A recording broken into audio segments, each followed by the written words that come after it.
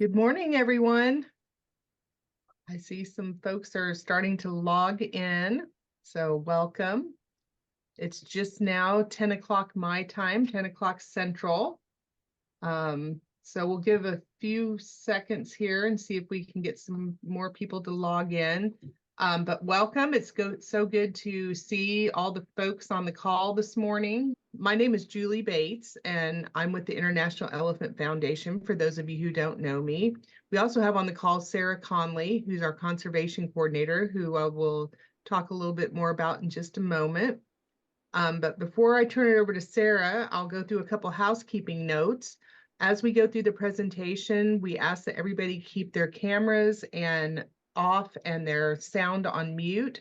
That way it will help save bandwidth, because we do have people that are tuning in from all over the world. And so we want to make sure we can save bandwidth.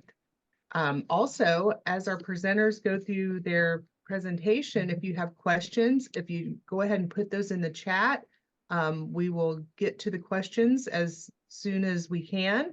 And then towards the end of the conversation, if we have time, we might let people unmute and ask questions directly. So that's kind of how it's going to work for today. But again, welcome.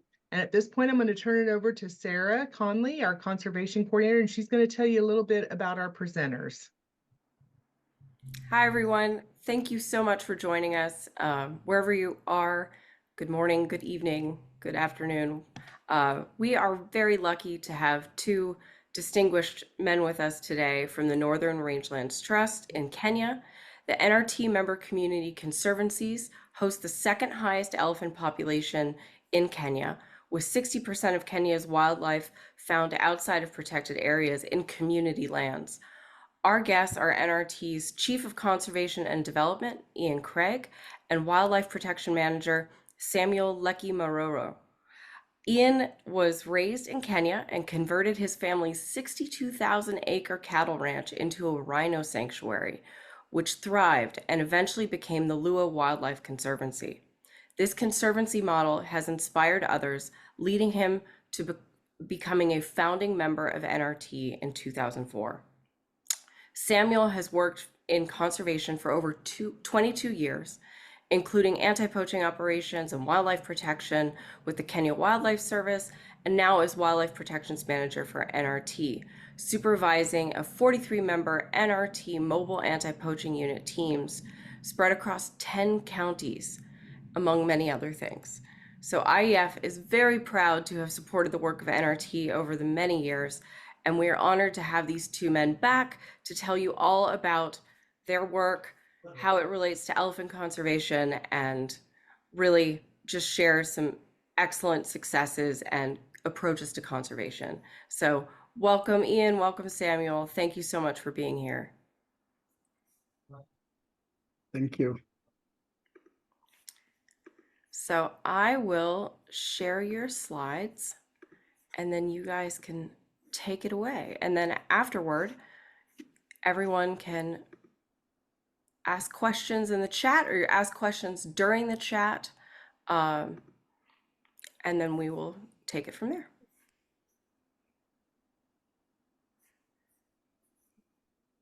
Can you guys see your Thank you, slides? Sarah. Perfect. Yeah, slides, yep, all looking good from my end. So if you may proceed to the next slide. So as Sarah has introduced us, my name is Samuel Lekimaroro, and today our discussion points is who NRT is in brief. We talked this about several months ago in our first conservation chat. Then we'll talk about conservation of natural resources and the historical data on elephant protection and the role of NRT mobile anti-poaching teams, and how we are applying technology in our wildlife law enforcement and anti-poaching operations. Next. So who are we as NRT? And so NRT is a community membership organization formed up in 2004 by 9 conservancies at the time, now having 45 community conservancies in Kenya. And we're happy to say the model has exported into Uganda. We have now another 1 member community conservancy in northeastern Uganda. It was established as a shared resource to help build and develop community conservancies, which are well best positioned to enhance people's life, build peace, and conserve natural resources. As you have heard, Northern Kenya is endowed with the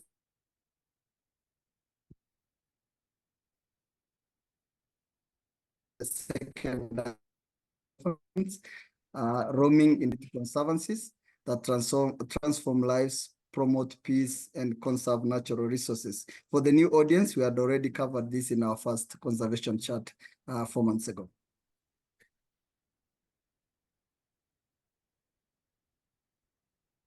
Next. So as I've said, NRT, that is the coverage of the community member conservancies in coastal Kenya, central Kenya, Western Kenya, and into the tip of the connection between Uganda, Kenya, and South Sudan. Our first community conservancy there formed in 2002. We span an area of about 6.5 million hectares of land, of community land, including the forest therein and the connectivity. The most critical part, NRT, is conservation at a landscape level. And so that's the connection between these community member conservancies. Next. I want Ian to talk about this slide. It gives you a snapshot of community wildlife conservation, the ups and downs, the populations way back in 60s and 70s, and the coming of NRT. So Ian, over to you. Thank you, Samuel. Well, good evening, everybody. Sun just going down here. I'm actually down on the Tana River in eastern Kenya, just on the border with Somalia, working with a very endangered antelope here, the Hirola. We've just been here for a couple of days. But this evening, I want to share with you the story of Northern Kenya's elephant population and the role of Northern Rangelands Trust in providing both the protection to the elephant and also enabling those elephants to contribute to local communities at a welfare and social well-being. So if we look back to the 1960s, 1970s, this population in northern Kenya was approximately 25,000 elephant. The only protection for those elephants would have been national government. There was no community involvement. There was no private sector involvement. And government had the responsibility. So elephant were thriving. Come 75, 76, 77, poaching came in a massive way. And 90% of those elephants were killed. So from 25,000 elephant in 1970, by 1982, the same population was down to 2,500 elephant. To give you little sort of context, where I'm sitting here this evening in 1970 would have had about 20 to 25,000 elephant. That went down to less than 100 animals. And as I sit here this evening, there's probably 250, 300 animals here. It was completely annihilated. The poaching had a level of political protection at the time. Again, there was no community conservation. It was purely government, and they were the law enforcement agency, and essentially corruption undermined the entire process. 1990, Richard Leakey helped with the Kenya government to form Kenya Wildlife Service. That was very much in a response to a crisis of the ivory crisis. I'm sure everyone recalls that burning of the ivory stockpiles, the formation of Kenya Wildlife Service in 1990.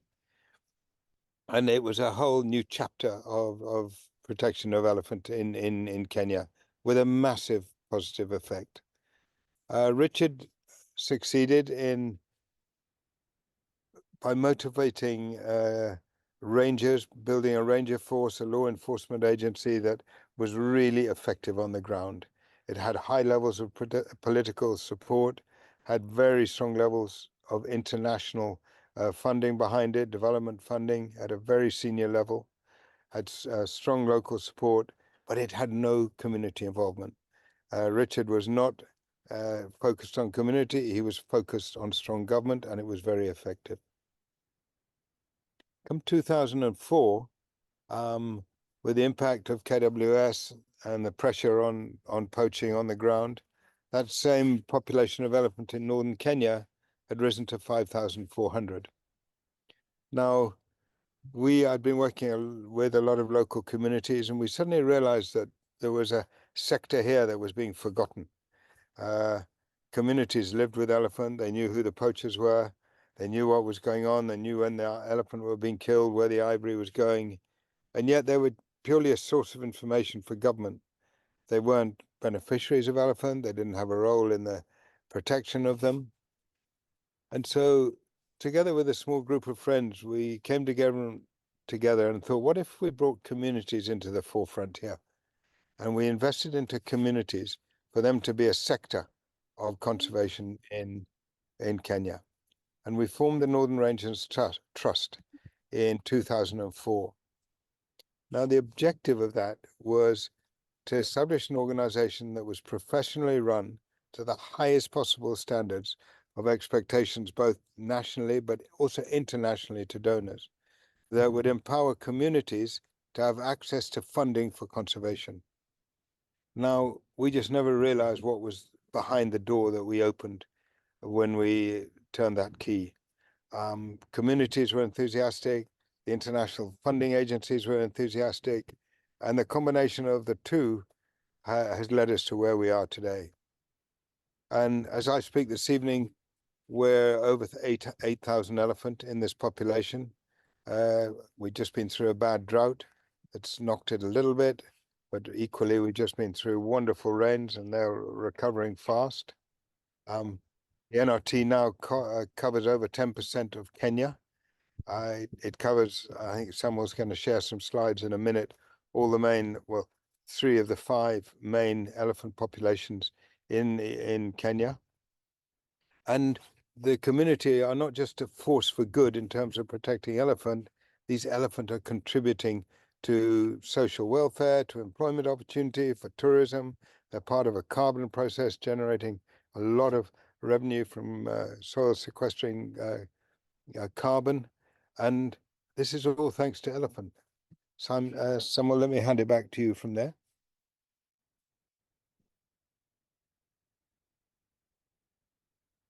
Next slide, please. So Ian has just talked about the elephant population from as high as 25,000 thereabout to a crushing population of about 2,500 animals by 1980s and to early 90s. And so the pike levels, pike is the proportion of illegal killed elephants in NRT landscape. So the graph you are seeing here is a graph showing the pike levels from 2009 when we had the early conservancies to date. 33% of the pike shows that the population is unsustainable. So we always strive to have a thriving population of a pike level of 33% and below.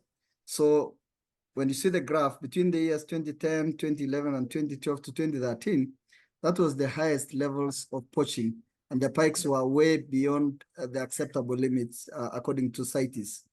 2012 in particular was when we were having high levels of poaching. The poachers had changed their modus operandi, hunting at night, using sophisticated weapons.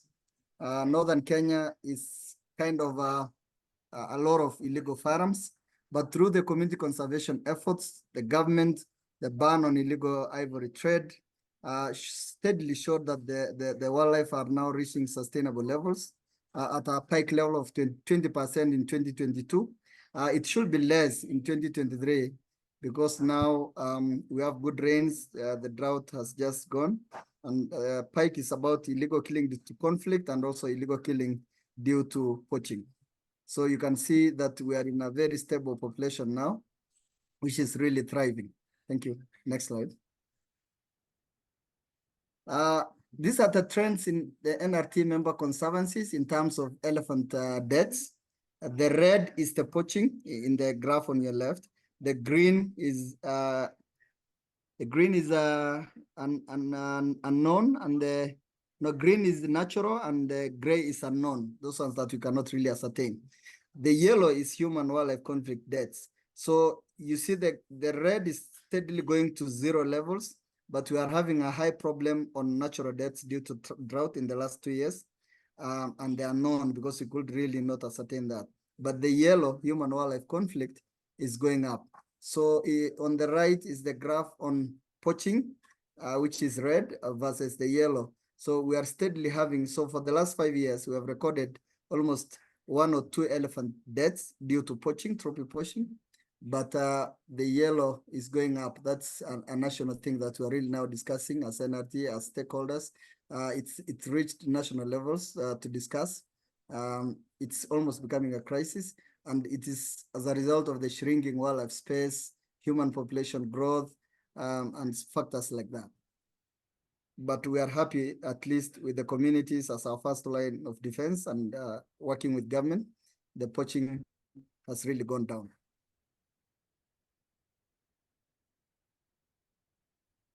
So our next discussion is the role of NRT mobile teams, and especially 9091 and 92.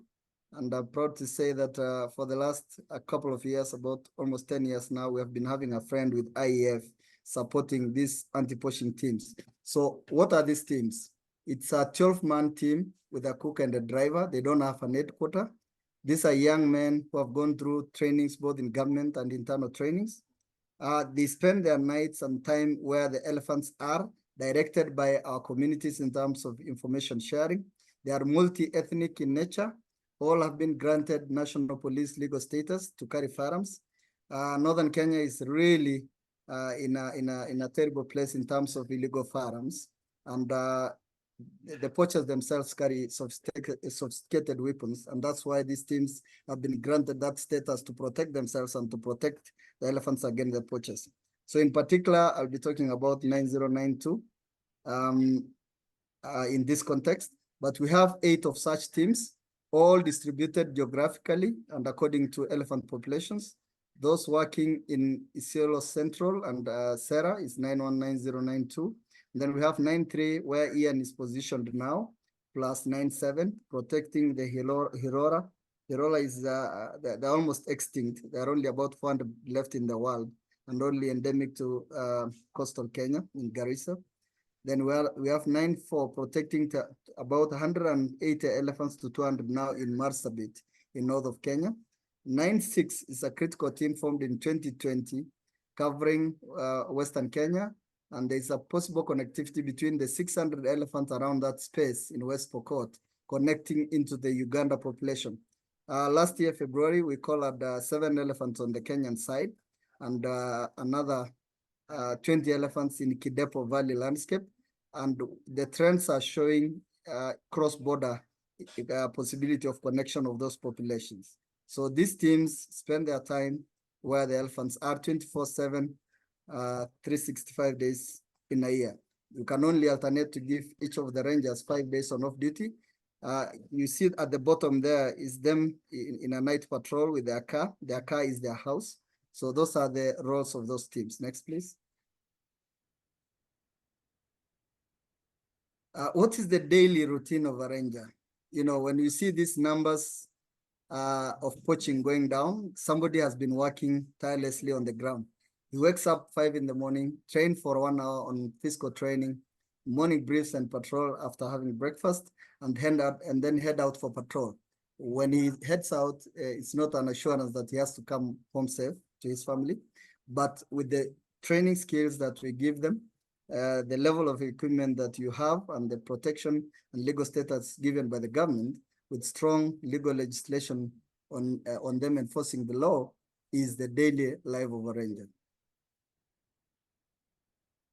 Next. So that's a picture there of our mobile team way back in 2012 when poaching levels were really high. They wake up, take their breakfast, head out on patrol. They find out a carcass of an elephant. Of course, it was shot by a bullet, and then they head out to find those poachers. These teams, they were able to arrest last year on in relation to bushmeat over 29 people, and they confiscated 19 motorbikes of illegal bushmeat. I'm saying this because there is a correlation between bushmeat, trophy poaching, and even road banditry in northern Kenya. So when you are dealing with one crime, you are definitely dealing with the next. So that is a picture narrating the daily life of a ranger here in northern Kenya. Next. So this map here, as Ian has alluded to in this topic, is the elephants population in Kenya. So on the left is the map of Kenya showing elephant populations. There are about 5 critical elephant populations. The coastal population, about 250 animals. The Savo population, about close to about 12,000, 14,000 animals on the bottom left.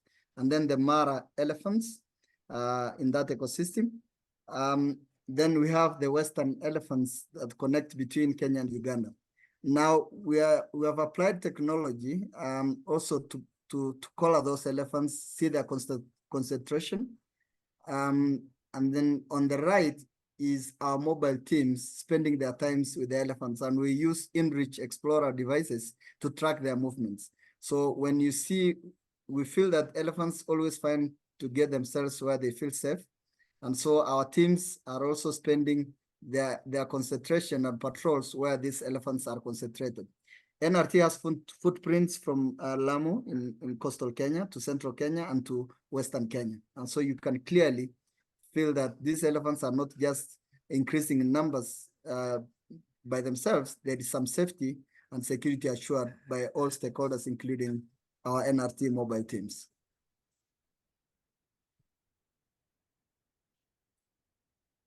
Which technology are we using to help us support, and tools to support us in our conservation efforts to try and curb poaching in Kenya? We have dedicated teams, trained, kitted with personal gear to spend always their time in the field. We have a dedicated aircraft in NRT, a fleet of 3, fitted with MX-10 camera that can help us also to patrol at night. It has thermal capability. We have the Earth Ranger platform that integrates the tracking system, the assets, the radio communication systems, including also generation of reports.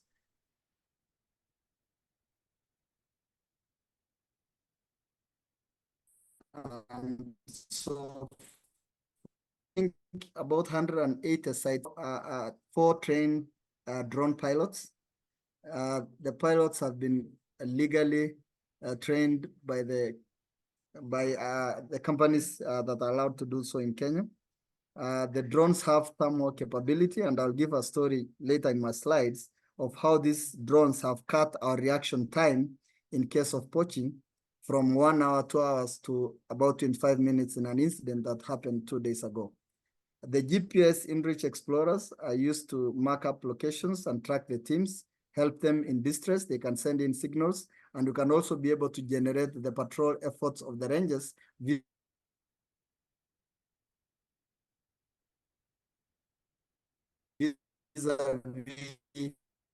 elephants. We have also invested heavily. Sorry, my internet's a little bit unstable. So we have also invested heavily on LoRa network, especially in Sera and Lewa, which integrates into a digital radio communication network. So all these tools combined now with communities as our first line of defense, and with information sharing from our communities who have really gotten benefits from wildlife, they have really, multiplied our efforts in protecting these elephants. Next. So this is the Earth Ranger as a tool in wildlife conservation.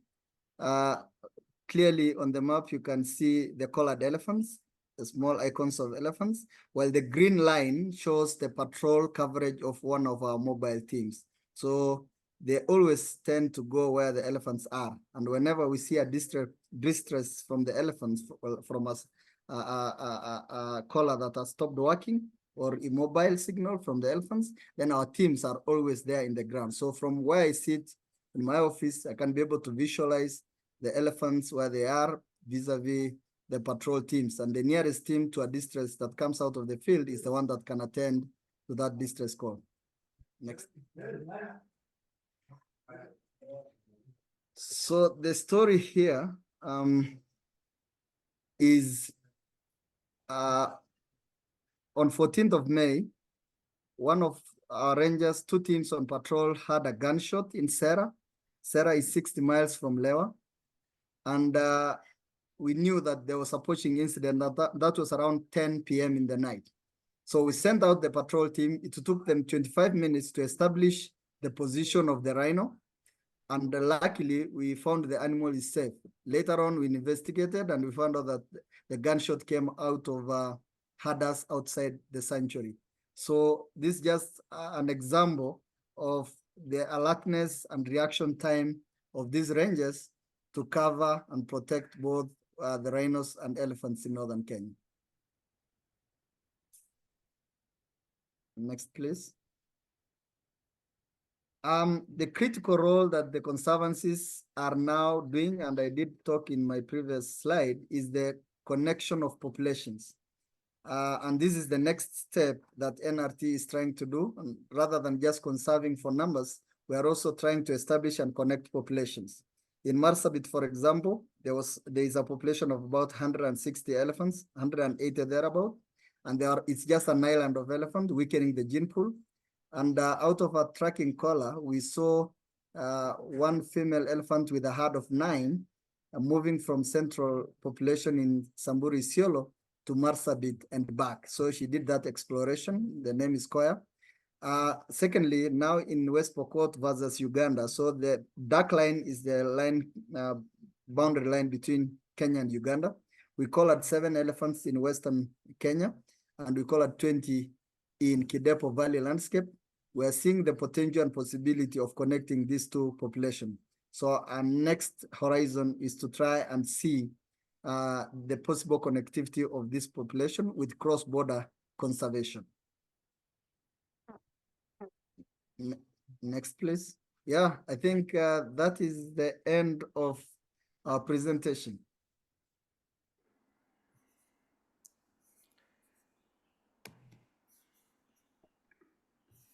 Thank you so much. That was incredible.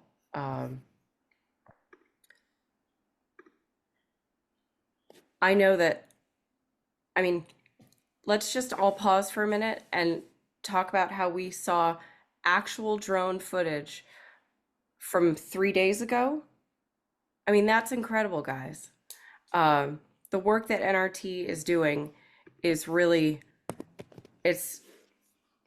I keep saying incredible, but it really is. And IEF is very proud to support it. So now let's open it up to questions. I know that you guys are all still reeling from that informative and really interesting chat. So while we wait for people to get their questions in the chat, maybe you guys can talk. Samuel, I know you probably talked about it last time, but maybe this time, just to remind people, how did you get involved in conservation to begin with? I come from Northern Kenya. My home area is one of the community conservancies here in Northern Kenya called Tumkai, connecting with Ngotea. I grew up in an area invested with wildlife, herding, and wildlife also made me to go to school because by then there was only one national reserve that the entire Samburu County was depending on for revenue collection through the gates. So I grew up loving, earning my education and livelihood from wildlife. And so straight away, I went to school, joined KWS. I got sponsorship to pursue wildlife management in Tanzania, 3 years of experience in the field.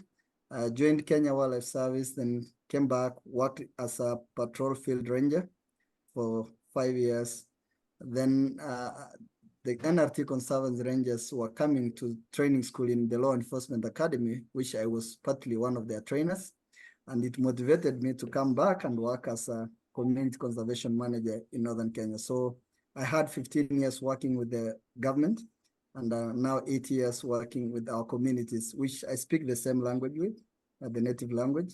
know the dynamics and exactly know the corridors, for the last 30 years where this wildlife were monopolizing. So that's how I came into conservation. That's great. And that's just wonderful. Maybe dovetailing with that, you mentioned that the 9 teams all come from different communities. They have different races and stuff like that. Can you talk about how that works and the importance of that sort of community and cooperation that you have with that? Yeah, exactly. So these rangers, the 9 teams, they are drawn 100% from the local communities. So we give a chance to the geography of where we need them to deploy. And the big strength of this team is their multi-ethnic diversity. For example, when you are having a team 9-4, for example, in Marsabit,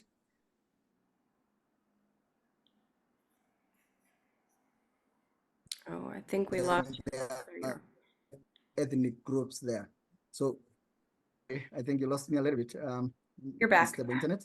So we draw these rangers from those communities, and that strength, each of these community conservancies and the ethnic groups on these scouts, they have a thorough knowledge of the landscape with additional training from the government.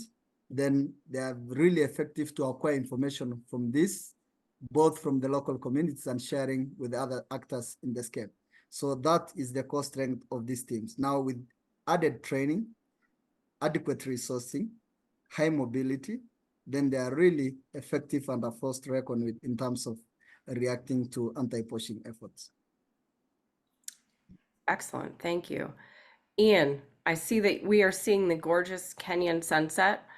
So maybe let me throw this question to you so people can focus on you. To what extent did the recent drought affect elephants and wildlife in general? Sarah, it was massive. We essentially had 5 failed seasons, so 2.5 years of drought, and a lot of young elephant died. We had a lot of trouble with elephants falling into wells. I haven't got the mortality figures at my fingertips, but I remember it was over 300 elephant we lost in 1 year, and that was all drought related. And it wasn't just the nutrition and the water, it was conflict, because as Samuel said, we work in an area that has a lot of illegal firearms. And so when you have a herd of elephant coming in for a small amount of water left in a dam where people want that water for their cattle, inevitably the elephant lose. So yes, it was really devastating, but it changes so quickly. I'm in northern Kenya. We've just been blessed. We've had essentially 6 months of growing.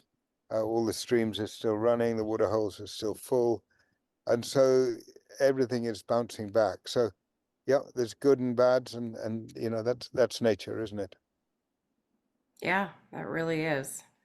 Um, More questions coming in the chat for either one of you. But in your experience so far, has the demand for ivory gone down after China banned ivory imports in 2017? Or are the poachers and ivory purchasers just finding a new way?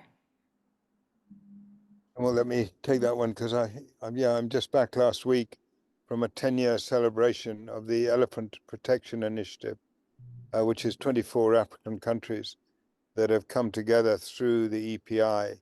And, I strongly recommend everybody listening just to have a look at it, because there's some fantastic publications on the state of the nation from an elephant perspective on ivory. And the demand has really gone down. I mean, the black market value for ivory today is $30 to $40 a kilo, and the threshold is about $30. And it looks to us like it's below that. In 2013, it was $180 to $200 a kilo, the black market value to the first gunman. And so these bans have had a massive impact. I mean, a much bigger impact than any law enforcement or any influence in Africa.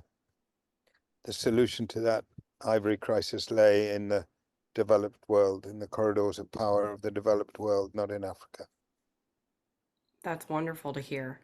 But as we saw in your charts, even if ivory poaching and illegal killing in that way goes to zero, we're seeing an uptick in human-elephant conflict. Do either one of you want to comment about that? Samuel, I think you go there. Yes, I'm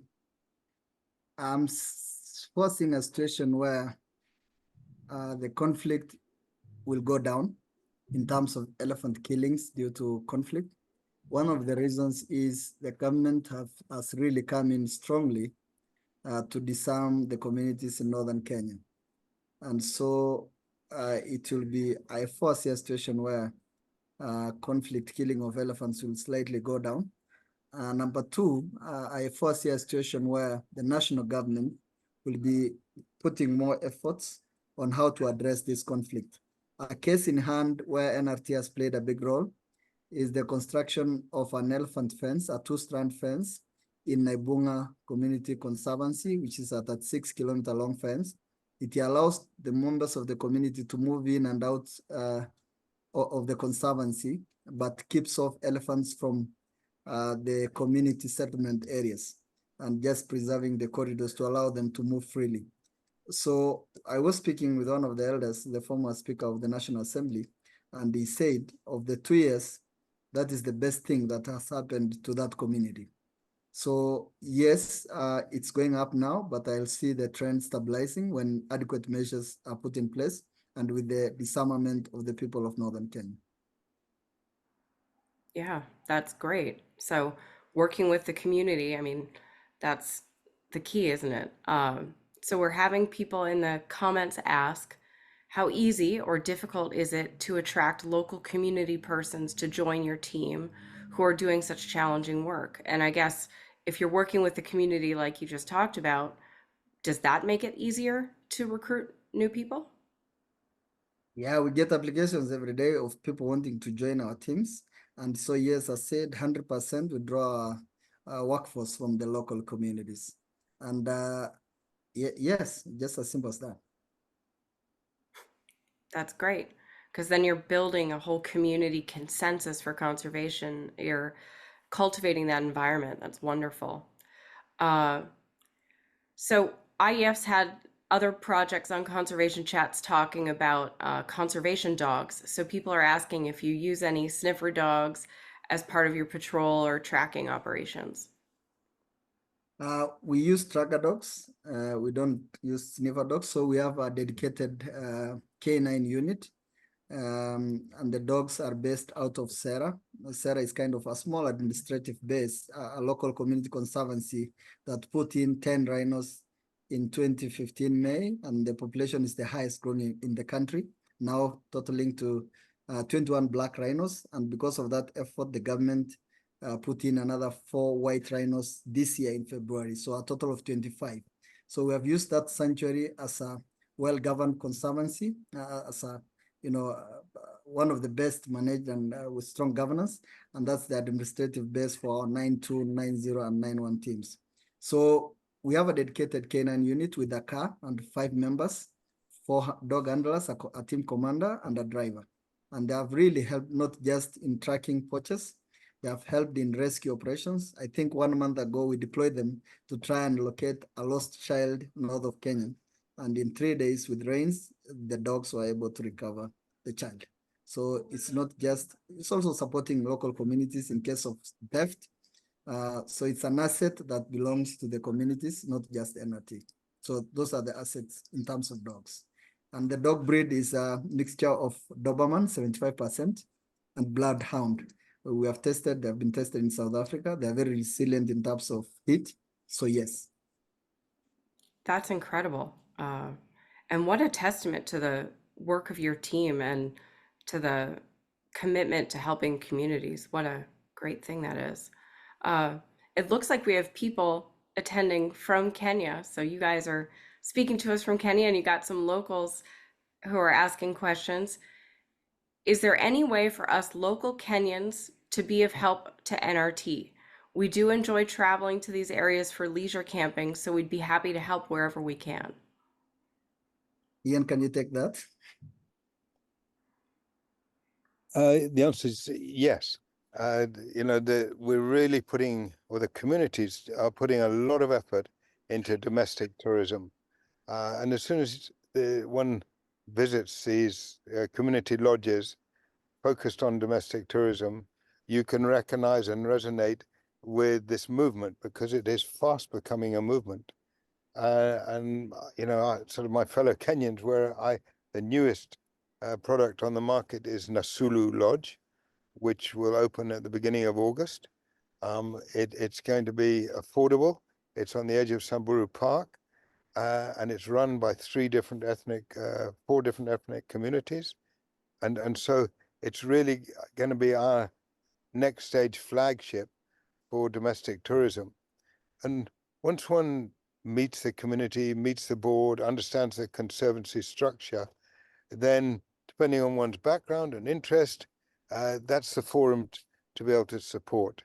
And so I would encourage to look up the website Big North, look at Nasulu Lodge, and get your booking in quick because it's going to be busy.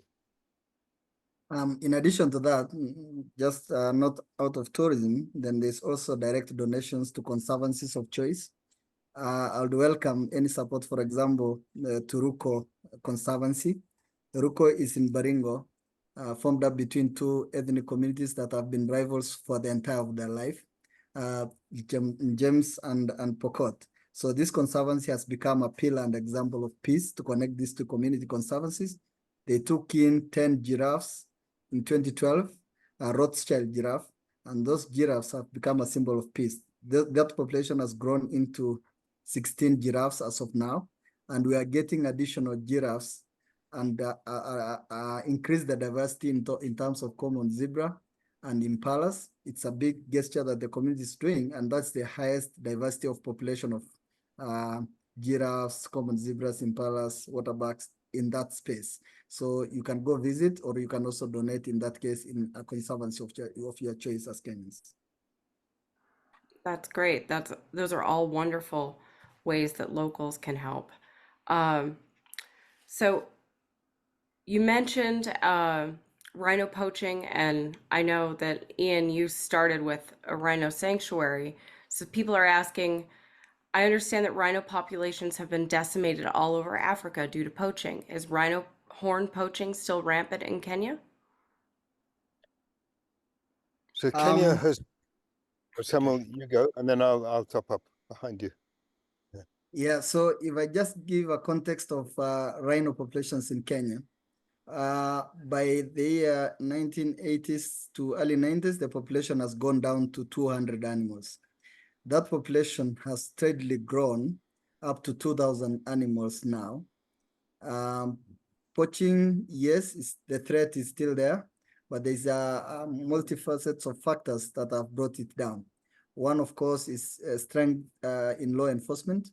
The Wildlife Act also stipulates life sentencing or 20 million Kenya shillings for people doing poaching of elephants and rhinos, plus strong communities as their first line of defense and owning this wildlife. In Lewa, for example, from 2013 to 2019, there was 0 poaching of rhinos, and then we lost 2 in 2019, December. We haven't lost any in Serra, for example, touch on wood, but that doesn't mean that the threat is not there. It will always happen, but we are better placed now with the measures we have put in place to deal with it. Ian? No, you cracked it. Samuel, the only thing I would add is that Kenya sees rhino poaching as the same as terrorism. You know, it's an attack on our economy, and government treats it extremely seriously. And so there's been no tolerance for some of the issues that have happened elsewhere in Africa. Well, that's a testament to the work that everyone's been doing on the ground. Continuing on with that thought, the success that you guys have been having in the conservancy model, you mentioned that it's expanded across the border into Uganda. Do you want to talk about the Kadepo stuff that you guys are developing? Samuel? Yes, and I and Ian have been in the front line on exploring that space. So 2 years ago, we boarded a small airplane, a two-seater, all the way into Kidepo. So what is there? The landscape, the people, the government, very strong. But of course, the challenges are as equal as in Northern Kenya. So Kidepo is such a wonderful place with over 1,000 population of elephants. But due to its geography bordering Southern Sudan and Eastern Kenya, there is a problem in terms of poaching. Now, we have started one community conservancy on the east of the Kidepo Valley landscape. And their first operation in the last 3 days was getting snares inside the park of buffaloes, bushbacks. So the threat is there. The communities there have not been, I can't really say they have not been involved, but their level of involvement in national wildlife conservation is limited. So out of our model working with Uganda Conservancy, Conservation Foundation and Uganda Wildlife Authority, there is a big potential to expand that model there. The big deal there is those 1,000 population of elephants, 1,000, connecting with the 600 populations in in Western Kenya. And so the proof of concept, we have already seen the elephants crossing over into Kenya and slightly into South Sudan and spend a day picnic there and come back to Uganda or Kenya. So it means they are not safe. So that's where we are. We are mobilizing, and our big dream there is to take white rhino into Kidepo Valley. I've already planned for a sanctuary, a 16 square kilometer sanctuary. The landscape and is ideal for white rhinos. And so that is our dream that we'll be starting this July and see what the fruits it can yield by the end of the year. That's wonderful. As IEF works both with you guys and Uganda Conservation Foundation, we can't wait to hear more about the wonderful work. I know that we have been watching the Kadepo development for a while, so that's fantastic. Going along with the rhino sanctuary, someone's asking, so you converted a cattle ranch into a rhino sanctuary. Are there any similar initiatives in Kenya to create more green cover for wildlife that you guys know of? Well, let me go there. The answer is a massive yes. There's such an appetite for conservation. It's a form of land use now, both for private sector and for communities. When you have 10% of Kenya have come together behind NRT as members to drive NRT, that's a massive message in terms of the impact that is having on people's everyday lives. On the private sector, many of the historical cattle ranches, I would go as far as to say the majority of the historical cattle ranches within Laikipia are now all converting to conservation. It's a more lucrative form of land use. It's a more softer and kinder form of land use. They still have cattle. It can work together. So I'm seeing an extraordinary growth in terms of green space for conservation, and the growth of the community sector as a real player. Previously, it was government. Then there was a little bit of private sector and no community. Community now is coming up, as such a strong partner to government. And that so many of these national parks are too small. Even Tsavo, it still needs the buffer zones of community land outside. And through this movement, because it has become a movement, there's more and more green space for wildlife. That's wonderful. And that community movement is what's going to make these conservation gains sustainable. So that's fantastic.